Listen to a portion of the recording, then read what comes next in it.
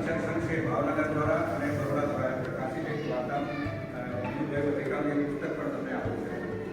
એ બી પુસ્તક વાંચવામાં આપણે ત્યાં સાહિત્ય ઘણું બધું છે, પણ શિક્ષક મિત્રોને વિનંતી છે કે એ બધા સાહિત્યનો ઉપયોગ વિદ્યાર્થીઓ કરે તેથી આપણે ખૂબ સારી રીતે વિદ્યાર્થીઓનો ભાષા વિકાસ, મૌખિક અભિવ્યક્તિ અને જે કલ્પનાત્મક ભાગ મંચ પર ઉપસ્થિત આદરણીય જિલ્લા તાલુકા પ્રાથમિક શિક્ષણાધિકારી શ્રી જયસ્વાલજી, બીઆરસી કોઓર્ડિનેટર શ્રી વિશાલભાઈ અને જિલ્લા શિક્ષણ તાલીમ ભવન બરોડાના વ્યાખ્યાતા શ્રી છગનભાઈ ડામોર, વ્યાખ્યાતા શ્રી અતુલભાઈ, શ્રી નિયતભાઈ અને એકતા મેડમ, જો જિલ્લા શિક્ષણ તાલીમ ભવન ડાયટ છોટાઉદેપુર ખાતે કાર્ય કરી રહ્યા છે, અને સર્વે નિર્ણાયકશ્રીઓ, માર્ગદર્શક શિક્ષકશ્રીઓ અને પ્રિય વિદ્યાર્થીઓ મિત્રો, ઉછાળીમાં શ્રદ્ધેય વિજુભાઈ બધેકાનું નામોલ્લેખ કર્યા છે આપણા દિનેશભાઈએ. તો આપ સૌ મિત્રો જાણો છો કે વિજુભાઈ બધેકાની જે કાર્યશૈલી હતી એ બધું વાર્તા દ્વારા શિક્ષણની હતી. વાર્તા શિક્ષણ પર આધારિત હતી. અને અત્યારની જે નવી પોલિસી છે, નવું શિક્ષણ નીતિ છે, એ બી સ્ટોરી ટેલિંગ પેડાગોજી પર ફોકસ કરી રહી છે. એટલે વાર્તા દ્વારા શિક્ષણ આપવામાં આવે વર્ગખંડમાં તો વિદ્યાર્થીઓનો ખૂબ રસ પડે છે.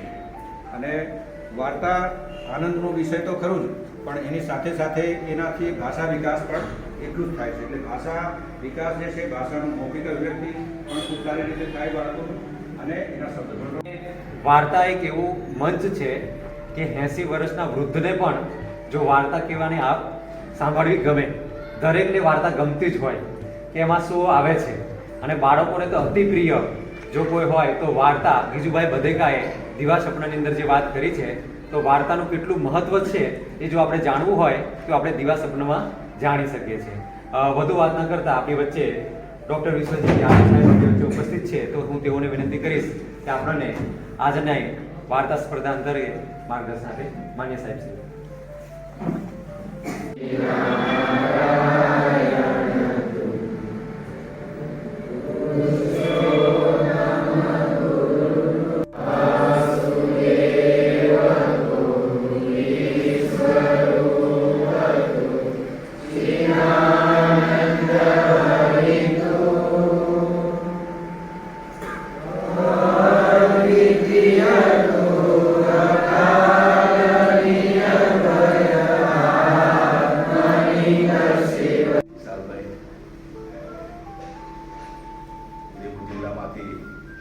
બાળકોને માર્ગદર્શિત કરનાર એવા અમારા શિક્ષક ભાઈઓ તથા બહેનો, અને જે આજની વાર્તા સ્પર્ધામાં ભાગ લેવા ઉત્સાહભેર આવે છે એવા નાના નાના ભૂલકાઓ. પહેલાં તો મુખ્ય યજમાન પદ આપ્યું મને જ્યારે સાહેબ ઉપસ્થિત છે, તો યજમાન પદ એમનું જ હોય, કારણ કે એ મારા ગુરુ છે. એવું કહેવાય કે ભાઈ એસ્ટાર બન્યો હતો ત્યારે પહેલી તારીખ અમે બહોળા જઈને લીધી હતી. એટલે મને ઠીક છે, જગ્યાનો એમને રિસ્પેક્ટ છે, પણ હું તમારી કરતા નાનો છું. Thank you sir. સાથે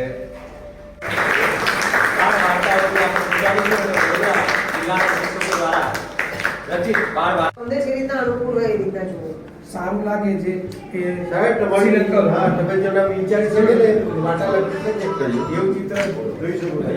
હા લઈ જાય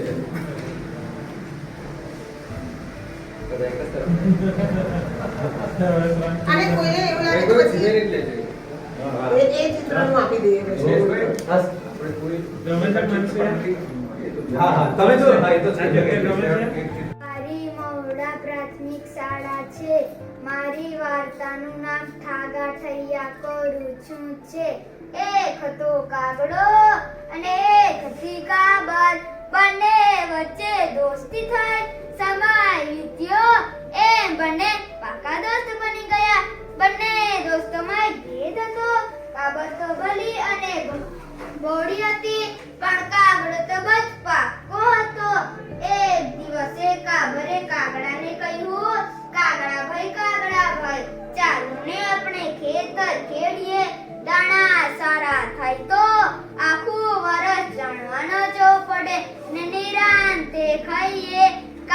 કહે બહુ સારું ચાલો. પછી તો કાગડો ને કાબર પોતાની ચાંચથી ખેતર ખેડવા લાગ્યા.